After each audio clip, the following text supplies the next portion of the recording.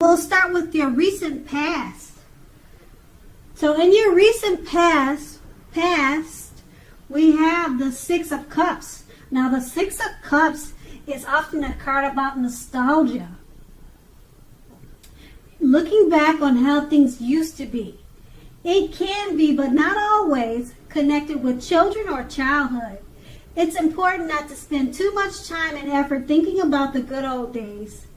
We all have happy memories to reflect on from time to time, but if we start thinking that the best of all the years have gone by, then that can become a self-fulfilling prophecy. And this card is paired with the Five of Pentacles. Now, the Five of Pentacles can point to a time when life is feeling less than secure. The important thing to remember is that there is always help available when we need it, from forces both seen and unforeseen. You may feel alone at this time, but you have the capacity to change that. So reach out. You feel being left out in the cold as though everyone else in the world has everything and you are the only one that is suffering.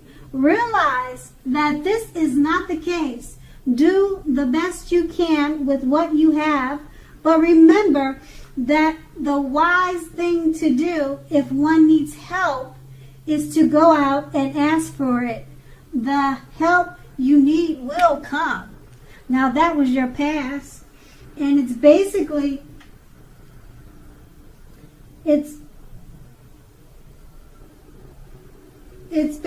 saying that remember not to spend too much time thinking about the good old days, and if you start to feel alone or left out in the cold, realize you're not alone and that most people feel that way from time to time. Okay, so let's move on to the present. Now, in the present, we start with the Page of Pentacles. Okay, the Page of Pentacles can be a card about boredom in some ways.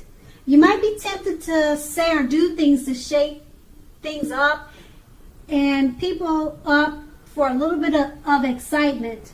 Now, what you need to do is rethink that impulse. Find a better use of your energy.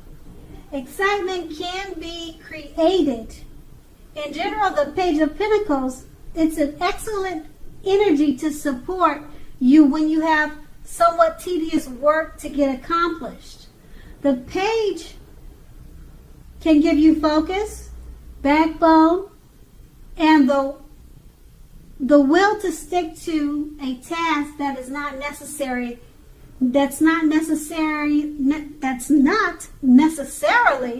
glamorous or fun. And we have that card paired with the Temperance. Now the Temperance, although in general all of your relationships are likely to be going quite well now, you may need to look at your deeper personal issues and see if or how these things are standing in your way. And if they are, how to work through them and integrate them.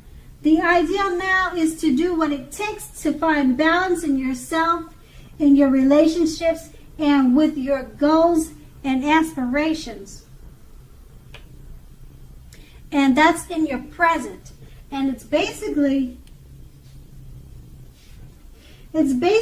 saying, out of boredom, you may be looking to instigate, shake up things for excitement, but it's best to do what it takes to find balance in yourself and relationships.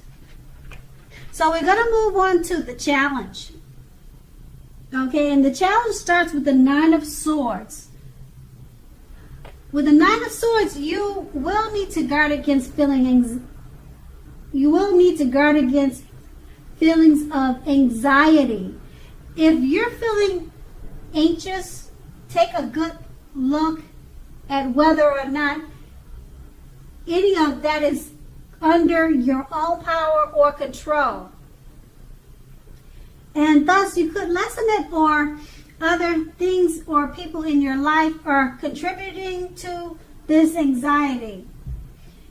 If it is the latter, take a good look at that and see whether or not something in the relationship can be changed to make it more workable for you. There's something about this time period that can cause people to feel like their life should be in some way more or bigger than it is. Try to take comfort and joy in the ordinary things. That's where the beauty is. Now this card is paired with the Ten of Wands. Now the Ten of Wands appearing, you may feel as though you are carrying a very heavy burden.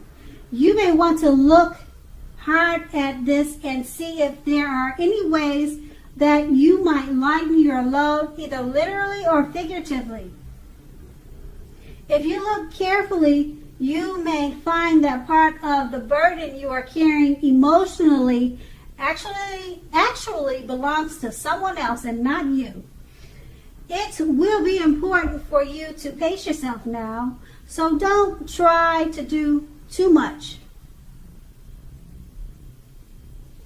So with these two cards paired together, what you need to do is ground yourself against feelings of anxiety, because you may be feeling as if you are carrying a heavy load. So pace yourself and try not to do too much. And that's going to be a challenge. Now we're going to move on to the outcome. Now the outcome starts with the Emperor. Now the appearance of the Emperor shows us that domination over mind, over the heart, is sometimes necessary, even though it is not wanted. In fact, he should be welcomed, and that is what you must think about when he appears.